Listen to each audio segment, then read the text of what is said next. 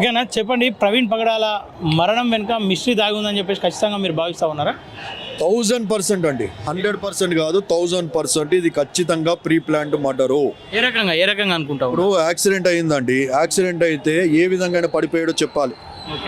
Accident అయిందంటే బండి ఏదైనా గుద్దిందా, లేదా ఈయన పోయి గుద్దుకున్నాడా, ఒకళ్ళ ముక్కు ఇక్కడ నోటి చూస్తూ ఉంటే ఇక్కడ తెగిపోయి ఉందండి, ఒకళ్ళ సైడ్లో మీరు చూస్తూ ఉంటే ఐరన్ ఫెన్సింగ్ కనబడుతూ ఉంటుంది హైవేస్లో, అక్కడ ఐరన్ ఫెన్సింగ్ లేదే, మళ్ళీ ఇక్కడ ఎట్లా కట్ అయ్యింది ఒకటి. ఇప్పుడు గుద్ది వెళ్ళిపోయిన వెహికల్ ఏంటి అక్కడ, లేదా ఈయన గుద్దుకున్న సన్నివేశం ఏంటి, బండికి ఇంకా డ్యామేజ్ కనబడట్లేదు, ఆయన షర్ట్ కానీ ప్యాంట్ కానీ ఎక్కడ కూడా చినిగిలేవు, కాలుకి కూడా గాయాలు లేవు, చేతికి గాయాలు లేవు, వాళ్ళు ఇక్కడ ఎందుకు గాయాలు కనబడుతూ ఉన్నాయి? ఇదంతా చూస్తా ఉంటే యాక్సిడెంట్ కాదని చెప్పేసి మీరు అంటారు. కాదు కదండి, యాక్సిడెంట్ అయితే ఇప్పుడు బండి పడిపోయిందండి, బండి పడిపోతే అది స్కిడ్ అయిపోతుంది. ఇప్పుడు ఊరికే పడిపోయాడు అనుకోండి, చచ్చిపోతాడా? ఊరికే పడిపోతే కట్ అయిపోద్దా? ఊరికే పడిపోతే ఇంత రక్తము, బండికి రక్తము, బాడీ రక్తం, అక్కడ అంత రక్తం వస్తుందా? 100 స్పీడ్లో పడిపోయి ఉంటే అనుకుందా ఏ చెట్టుకో గుద్దుకున్నాడో, లేదా మనం అనుకున్న ఏదో గుచ్చుకొని ఏదో తెగిపోయింది, మళ్ళీ పడ్డప్పుడు ఆ బండి ఆ స్పీడు ఆ స్క్రాచెస్ ఉండవా? బండి స్క్రాచెస్ ఉంటాయిగా, మళ్ళీ బండికి స్క్రాచెస్ ఉంటాయిగా, డ్యామేజ్, మళ్ళీ ఏం కనబడట్లేదే ఒకటి. ఇప్పుడు సీసీటీవీ ముందు మనం చూస్తూ ఉంటే ఆయన తోసుకుంటూ వస్తూ ఉన్నాడు, బుల్లెట్ బండిని ఎవరైనా తోసుకుంటూ పోతారా? అది కూడా కొత్త బండి కనబడతా ఉంది, 2021-20 బండి కొత్తది కనబడతా ఉంది, అది ఆగిపోయే సిచ్యువేషన్ కాదు, కొత్త బండి. ఒకవేళ 2010-11 పాత బండి అంటే అయిపోతుంది. ఆయన తోసుకుంటూ వస్తూ ఉన్నాడు, తోసుకుంటూ రావడానికి కారణం ఏంటి? అది కూడా చాలా కష్టంతో తోసుకుంటూ వస్తూ ఉన్నాడు ఒకటి. రెండోది హెడ్ లైట్ చూస్తే హెడ్ లైట్ ఆన్లో లేదు, హెడ్ లైట్ పగిలిపోయినట్టు కనబడతా ఉంది, సైడ్ ఇండికేటర్ ఆన్లో ఉంది, ఆయన తోసుకుంటూ వస్తూ ఉన్నాడు. దీన్ని బట్టి అనుమానాలు మాకు కనబడతా ఉన్నాయి. ఆయన తొయ్యడము ఆ కష్టం మనం చూస్తుంటే ముందే ఎక్కడైనా దాడి జరిగిందా, ఆ దాడి నుంచి తప్పించుకుంటూ ఆల్రెడీ రక్తం కడతా ఉంటే ఆయన మాస్క్ పెట్టుకొని కవర్ చేసుకొని ఏదైనా మంచి సేఫ్టీ ప్లేస్కి వెళ్ళిపోవాలని చెప్పి ఆయన ఆ టెన్షన్లో బండి ఒకవేళ స్టార్ట్ కాకపోతే తోసుకుంటూ వచ్చి తర్వాత సీసీటీవీ మనం చూస్తూ ఉంటే టోల్ గేట్ దాటిన తర్వాత బండి స్టార్ట్ అయ్యింది. మరి ఎందుకు టోల్ గేట్ కానీ ఒకవేళ నిజంగానే దాడి జరుగుంటే టోల్ గేట్ దగ్గర ఉండి పోలీసులకు లేదంటే ఎవరికైనా ఫోన్ చేసే ప్రయత్నం ఉండేది, చెప్పుంటే బాగుండేది. ఈరోజు మా మధ్యలో ఆయన ఉండేవారు, ఆయన ఎందుకు చెప్పలేదు మనకి తెలియదు విషయాలు, కానీ ఆ సీసీటీవీ చూస్తూ ఉంటే మాత్రం ఖచ్చితంగా అనుమానాలు కనబడతా ఉన్నాయి. యాక్సిడెంట్ కాదు, ఆయన తోసుకొని రావడము, ముందు హెడ్ లైట్ పగిలిపోవడము, దాని తర్వాత టోల్ గేట్ దాటిన తర్వాత మళ్ళీ బండి స్టార్ట్ అవ్వడము, ఆయన స్పీడ్గా వెళ్ళిపోవడము, ఇవన్నీ క్లియర్గా కనబడతా ఉన్నాయి. సరే, ఆయన చంపేంత అవసరం ఎవరికి ఉంటుంది అంటారు? చంపేంత అవసరం అయితే ఖచ్చితంగా ఓపెన్ స్టేట్మెంట్స్ నేను అనట్లేదు, వాళ్ళ ఫేస్బుక్లో వాళ్ళ యూట్యూబ్లో కొన్ని మీడియా ఛానల్స్లో వారు పెట్టుకున్నారు. సమీ అనే వ్యక్తి మొహమ్మద్ ప్రవక్త, అలాగే ఖురాన్ గురించి ప్రవీణ్ పగడాల గారు మాట్లాడారని చెప్పి మొహమ్మద్ సమీ అనే వ్యక్తి ఇంత గడ్డం ఉంటుంది, టోపీ పెట్టుకుంటారు, మీరు చూసే ఉంటారు, గుంటూరుకి సంబంధించిన వ్యక్తి ప్రవీణ్ పగడాల గారిని ఒక 10-15 డేస్ బ్యాక్ అనుకుంటా నీ నాలుక కోస్తానో నీ తలకాయ తీస్తానని చెప్పి ఓపెన్గా మీడియాలో ఛాలెంజ్ ఇస్తారు ఒక వ్యక్తి. రెండో అనుమానము కరుణాకర్ సుగుణ అనే వ్యక్తి ప్రవీణ్ పగడాల గారి గురించి వీడియో మాట్లాడుతున్న సందర్భంలో కింద ఒక కమెంట్ వస్తుంది.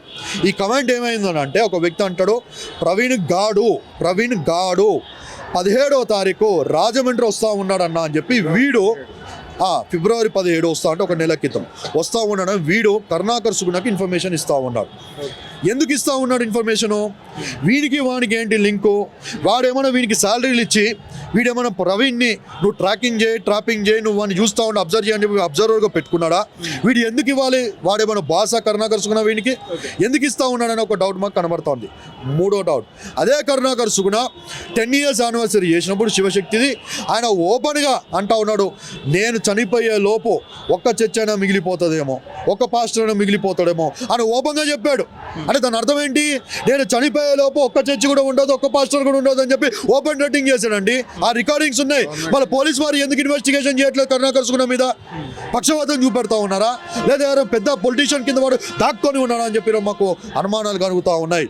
మూడోది చూస్తూ ఉంటే అమారా ప్రసాద్ అనే వ్యక్తి నిన్ననే మనం చూస్తూ ఉంటే ఓపెన్ స్టేట్మెంట్ ఇస్తూ ఉన్నాడు. కత్తి మహేష్ అయిపోయాడు, ప్రవీణ్ అయిపోయాడు, ఇప్పుడు నువ్వేరా అజయ్ బాబు అని చెప్పి పెట్టాడు ఓపెన్గా. అంటే ఇప్పుడు అజయ్ బాబుని కూడా చంపేస్తారా? అంటే ఇప్పుడు ప్రవీణ్ పగడాలని చంపింది అమరా ప్రసాద్ అని చెప్పి మేము అనుకోవాలా? మూడో అనుమానం మాకు కనబడతా ఉంది, వాళ్ళే ఒప్పుకుంటున్నారు. నాలుగోది చూస్తూ ఉంటే డిచ్కీ బాబా రాధా మనోహర్ దాసు ఎన్నో సంవత్సరాల నుంచి నోటికి అదుపులు లేకుండా ఎన్ని కేసులు పెట్టినా బైండ్ ఓవర్ చేయించి వాడిని వాంతో ₹1,00,000 2,00,000 అని చెప్పి రాపించినా కూడా మళ్ళీ వాడు అదే పద్ధతిగా నోరు పారేసుకుంటా ఉన్నాడు. ఆ రాధా మనోహర్ దాసు చూస్తూ ఉంటే వాడు బ్రాహ్మణుడు కాడు. హిందూ సమాజానికి హిందూ సోదరులకు కూడా నేను వినపించుకునేది అంటే వాడు బ్రాహ్మణుడుగా వాడు చలామణి అవుతా ఉన్నాడో నటిస్తూ ఉన్నాడో బ్రాహ్మణుడు కాడు. మనం చూస్తూ ఉంటే అఘోరి అని చెప్పి మధ్యలో తిరిగిందండి. ఎంతోమంది అఘోరి మాత అని చెప్పి ఆమెని నెత్తినేసుకుని తిరిగారు. ఈరోజు మనం చూస్తూ ఉంటే అదే అఘోరి మాత గురించి వాళ్ళ చెల్లెని తీసుకొని పోతే అన్న వచ్చి చెప్తా ఉన్నాడు, నాకు బాటిల్స్కి పైసలు ఇచ్చాడు, కాండమ్స్ తీసుకురామని చెప్పి పైసలు ఇచ్చాడని వాడు ఓపెన్గా చెప్తా ఉన్నాడు. సో హిందూ సమాజానికి కూడా నేను చేతులు జోడించి నా ఒక సోదరులకు వినపించుకునేది ఏంటంటే, దొంగలు ఉన్నారు, దొంగల మాట లేదా వారి యొక్క ఉచ్చులో పడి మీరు అన్నా తమ్ముళ్ళ కలిసిన మన మధ్యలో విభేదాలు తెచ్చుకోకని చెప్పి నేను కోరుతా ఉన్నానండి. ఓకే, ఒకవేళ ప్రవీణ్ పగడాలను నిజంగానే చంపారనుకుందాం, ఎందుకు చంపుతారు? వాళ్ళకి ఏమవసరం? ప్రవీణ్ పగడాల ఏం చేసిందని చెప్పి చంపుతారు? ప్రవీణ్ పగడాల గారు అనే వ్యక్తి అండి, ప్రపంచంలో నాకు తెలిసి ప్రపంచంలో అలాంటి వ్యక్తి ఉండడు, అలాంటి జ్ఞానవంతుడు ఉండడు. ఈజ్ వన్, 1 మిలియన్లో ఒక యోధుడు అండి. ఈజ్ వన్, మంచి వక్త, మంచి నాలెడ్జబుల్ పర్సన్, మంచి ఇంటలెక్చువల్, చక్కగా చెప్తాడు పురాణాల గురించి, భగవద్గీత గురించి, ఖురాన్ గురించి అన్ని దాని మీద పట్టుకున్న వ్యక్తి. ఆయనను face to face, voice to voice ఢీకొట్టలేక, ఆయన్ని ఓడించలేక ఈరోజు శాశ్వతంగా ఆయన వాయిస్ కట్ ఆఫ్ చేస్తే మా ఒక చలామణి ఆధిపత్యం జరుగుతుందనే అనే ఉద్దేశంతోనే ఈ హత్య చేసి ఉన్నారండి. ఓకే, కానీ ఇక్కడ క్రిస్టియన్లు కొంతమంది పెద్దలకు ఈయన ఎదగడం నచ్చట్లేదు, వాళ్ళే చంపించారని చెప్పేసి సోషల్ మీడియాలో చెప్తా ఉన్నారు. ఎవరు వాళ్ళు? అలాంటిది ఎవ్వరికి ఉండదండి, అలాంటి ఎవ్వరికి ఉండదు. క్రైస్తవంలోకి రావడం అంటేనే అన్ని వదిలిపెట్టుకొని రావడం అండి. హత్యలు మానుకొని రావడము. ఆ ప్రవీణ్ పగడాల గారి లాస్ట్ వీడియో మనం చూస్తూ ఉంటే ఆయనే చెప్తా ఉన్నాడు, ఒకప్పుడు నేను తాగుబోతుని, ఒకప్పుడు నేను డ్రగ్గిస్ట్ని, ఒకప్పుడు నేను చేతుల్లో కడపలో బాంబులు పట్టుకుని హత్యలు చేసిన కేసులు ఉన్నాయి నా మీద, ఆయన ఓపెన్గా లాస్ట్ వీడియోలో చెప్పాడండి. అలాంటి వ్యక్తి ఈరోజు బైబిల్ పట్టుకున్నాడండి. Is not normal person. అది ఎలా జరిగిందో మాకు తెలియదు, కానీ ఈజ్ నాట్ నార్మల్ పర్సన్. ఆయన కూడా బాంబులు పట్టుకొని తిరిగిన వ్యక్తి. ఈరోజు ఆయన బైబిల్ పట్టుకొని మంచి మాటలు చెప్తా ఉన్నాడంటే, ఈరోజు బైబిల్ ఆ వ్యక్తిని మార్చిందండి. బైబిల్ డ్రగ్గిస్టులు మారుస్తుంది, బైబిల్ రేపిస్టులు మారుస్తుంది, బైబిల్ వ్యభిచారులు మారుస్తుంది, బైబిల్ తాగుబోతులను మారుస్తూ ఉంది, బైబిల్ హంతకుల్ని మారుస్తూ ఉంది. ఈరోజు హత్య చేసిన వాళ్ళు క్రైస్తవులు కాదే. క్రైస్తవులు ఎవరు కూడా హత్యలు చేయరు. హత్యలు చేయొద్దు, నరాంత చేయొద్దు అని చెప్పి బైబిల్లో చెప్తా ఉందండి.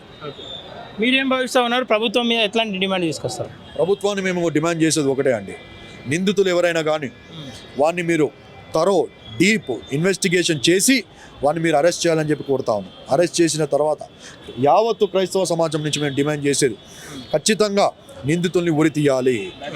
నెక్స్ట్ టైం ఇండియాలో ఈ తీర్పు సంచలనంగా మారాలని చెప్పి కోరుతా ఉన్నాను నేను. కానీ పవన్ కళ్యాణ్ క్లియర్గా స్టేట్మెంట్ ఇచ్చిండు, ఇక్కడ లాండ్ ఆర్డర్ చాలా ప్రతిష్టంగా ఉంది, ఎట్లాంటి ఇబ్బందులకు ఇక్కడ తావు లేదు, మతాలకు తావు లేదు అని చెప్పి చెప్తా ఉన్నాడు. అన్ని మతాలు ఒకటే అని చెప్పి చెప్తా ఉన్నాడు ఆయన. అదే పవన్ కళ్యాణ్ గారు నా సంతాన ధర్మం అని చెప్పి అడుగుతా ఉన్నాడు కదా, సనాతన ధర్మం అని చెప్పి అడుగుతా ఉన్నాడు. ఈ అరుపులు ఈరోజు ఇది కారణం కాదని చెప్పి అంటా ఉన్నాను నేను. ఎందుకు రెచ్చగొట్టుకోవడము? నీది ఉంటే నువ్వు గొప్పతనం చెప్పుకో, రెచ్చగొట్టడం ఎందుకు? మనుషుల్ని ఇలా రెచ్చగొట్టుకోనే కదా ఈరోజు హత్య జరిగిందని చెప్పి నేను అంటా ఉన్నాను. నారా లోకేష్ గారు మాట్లాడి ఉన్నారు, అనిత గారు అక్కడికి వచ్చి ఉన్నారు, చంద్రబాబు గారు మాట్లాడి ఉన్నారు. పవన్ కళ్యాణ్ గారు 3 రోజులైనా కూడా ఎందుకు మాట్లాడలేదని చెప్పి అంటా ఉన్నాను. ఆయన చెప్పుకునేది మన క్రైస్తవాన్ని, జోర్దాను నదిలో పోయి నేను బాప్తీసం తీసుకున్నా, నేను నా భార్య నా పిల్లలు మొత్తం క్రైస్తవులు అని చెప్పుకుంటా ఉంటాడు కదా, ఎక్కడ పవన్ కళ్యాణ్ అని చెప్పి నేను అడుగుతా ఉన్నా. పవన్ కళ్యాణ్ గారు కూడా one of the responsible candidate for this murder అని చెప్పి నేను అంటా ఉన్నా.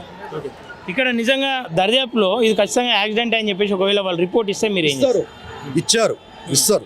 యాక్సిడెంట్ అనే ఇస్తారండి. మర్డర్ అని చెప్పి ఎవరు ఇవ్వరు, అది జగమెదిగిన సత్యం, అది నగ్న సత్యం. అది యాక్సిడెంట్ అని చెప్పి ఇస్తారు. ఒకవేళ మర్డర్ అని చెప్పిస్తే లా అండ్ ఆర్డర్ ఇష్యూ వస్తుంది, మత ఘర్షణలు జరుగుతాయి, ప్రభుత్వానికి చెడ్డ పేరు వస్తుంది, పోలీస్ డిపార్ట్మెంట్కి చెడ్డ పేరు వస్తుంది, రకరకాలుగా ఇన్వాల్వ్మెంట్ ఉన్నాయి. వాళ్ళ చీరలు వాళ్ళు చూసుకోవాలి, వాళ్ళ యొక్క స్వార్థం వాళ్ళు చూసుకోవాలి, ఖచ్చితంగా అది మాట అని ఇస్తారు. ఇప్పుడు ఎందుకంటే ఇక్కడ ముత్యాలమ్మ టెంపుల్ ఉంది, టెంపుల్ మీద దాడి జరిగింది. దాడి జరిగినప్పుడు వచ్చిన స్టేట్మెంట్ ఏంటి? రథం తగలబెట్టినప్పుడు జరిగిన స్టేట్మెంట్ ఏంటి?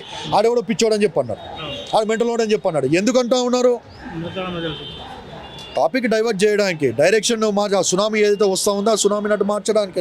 నిజంగా అదే రిపోర్ట్ వస్తే క్రిస్టియన్స్ అందరూ కూడా సైలెంట్ ఊరుకుంటారు, లేదంటే వచ్చినా రాకపోయినా మా డిమాండ్ ఏదైతే పేర్లు మేము తెలియజేస్తా ఉన్నామో, కరుణాకర్ సుగుణ, డిచ్కీ బాబా, అమర ప్రసాద్, లలిత్ కుమార్, 5వది ఆ సమీ అనే వ్యక్తి ఎవరైతే ఉన్నారో, ఈ 5గురిని మీరు తరో ఇన్వెస్టిగేషన్ చేయండి. వీళ్ళే థ్రెట్, వీళ్ళే ధమ్కీలు ఇస్తున్నారు, వీళ్ళే ఫోన్లు చేసి భయాందోళనకు గురి చేస్తా ఉన్నారు, నీ పిల్లని చంపుతాను, నీ భార్యను చంపుతా అని చెప్పి ఎన్నో వాళ్ళు ఫోన్లు చేసి బెదిరించి ఉన్నారు.